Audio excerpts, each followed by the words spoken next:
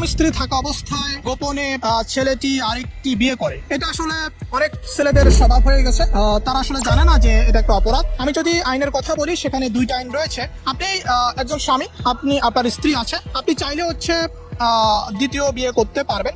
সেক্ষেত্রে আপনাকে কিছু নিয়ম কানুন অনুসরণ করতে হবে, আইন অনুসরণ করতে হবে। আমাদের 1961 সালের যেই মুসলিম পারিবারিক আইন রয়েছে, সেখানে স্পষ্ট করে বলে দেওয়া হয়েছে যে আপনি যদি প্রথম স্ত্রী থাকা অবস্থায়, অর্থাৎ স্ত্রী বর্তমান থাকা অবস্থায় যদি আপনি আরেকটি বিয়ে করতে চান, তাহলে অবশ্যই আপনাকে সালিসি পরিষদের অনুমতি নিতে হবে। এটা স্পষ্ট করে বলে দেওয়া হয়েছে। আর সালিসি পরিষদ হচ্ছে একেবারে সিম্পলি যদি বলি ইউনিয়ন পরিষদ।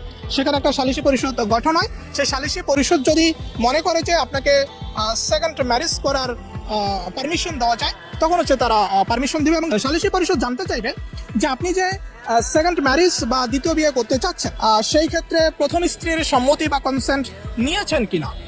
যদি না দিয়ে থাকেন, সেই ক্ষেত্রে ম্যাক্সিমাম টাইমে যেটা হয় যে প্রথম স্ত্রীর অনুমতি ব্যতীত সালিসি পরিষদ নিজেও কিন্তু আপনাকে সেকেন্ড ম্যারেজ করার সুযোগটা দিবে না।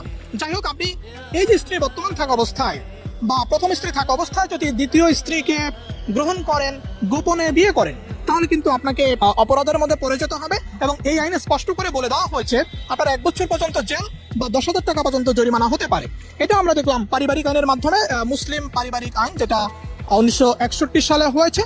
আর আরেকটা আইন আমাদের রয়েছে দণ্ডবিধি 1860 সনের, সেখানকার 494 ধারা রয়েছে। সেখানে স্পষ্ট করে বলে দেওয়া হয়েছে যে এটা যদি প্রমাণ করা যায়, প্রথম স্ত্রী আদালতের সাথে মামলা করে সে যদি প্রমাণ করতে পারে যে আপনি দ্বিতীয় বিয়ে করেছেন, দ্বিতীয় বিয়ের কাবিননামা সে যদি বিজ্ঞ আদালতের কাছে প্রদর্শন করতে পারে, তাহলে কিন্তু এটা আপনার ফৌজদারি অপরাধ হয়ে যাবে, অর্থাৎ ক্রিমিনাল অফেন্স হয়ে যাবে, এটা একটা অপরাধ হয়ে যাবে।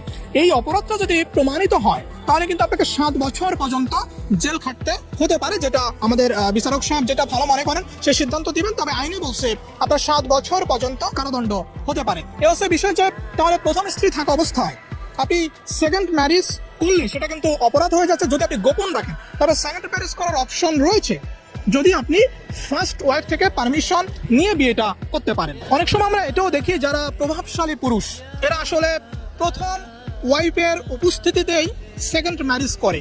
কারণ এই পুরুষটা জানে যে ওই প্রথম ওয়াইফ বা যে স্ত্রী বর্তমান আছে, তিনি কোনো আইনি পদক্ষেপ নিতে পারবেন না, তার টাকা পয়সা নাই, তার লোকজন নাই। এই সুযোগটা কিন্তু প্রভাবশালী মহল বা যাদের টাকা পয়সা রয়েছে, যাদের একটু ক্ষমতা রয়েছে, তারা কিন্তু এই সুযোগটা কিন্তু নিয়ে থাকে। এবং সবচেয়ে বড় বিষয় হচ্ছে যারা নিরক্ষর আমার বোনেরা রয়েছেন, যারা আসলে আইন সম্বন্ধে জানেন না, তাদেরকে ঠকানোর এটা একটা উপায়। কারণ হচ্ছে তারা জানে না যে আসলে তার অনুমতি ছাড়া যদি তার হাজবেন্ড আরেকটা বিয়ে করে, সেটা একটা অপরাধ হয়ে যাবে। এটা যদি তারা জানতো, তাহলে তারা আমাদের আইনি সহযোগিতা বা আইনি সহায়তা দেওয়ার জন্য আমাদের লিগ্যাল এড সার্ভিস রয়েছে, সেখানে এসেও কিন্তু তারা প্রতিকার পেতে পারত। সেই সুযোগটা কিন্তু তারা পাচ্ছে না, শুধুমাত্র আইনটা না জানার কারণে। এবং আমাদের সমাজের একটা প্রচলিত নিয়মও কারো কারোর জন্য হয়ে গেছে, যারা হচ্ছেন একটু প্রভাবশালী পুরুষ, যাদের টাকা পয়সা আছে, যে এরা হচ্ছে নির্দ্বিধায় সেকেন্ড ম্যারেজ করতেছে, কারণ তাদের বিরুদ্ধে কোনো অ্যাকশন হচ্ছে না। মানে অ্যাকশনটা নিবে কে? অভিযোগ দাতা লাগবে। এবং অভিযোগ দাতা তো নিরুপায় একজন স্ত্রী, যেটা হচ্ছে তার প্রথম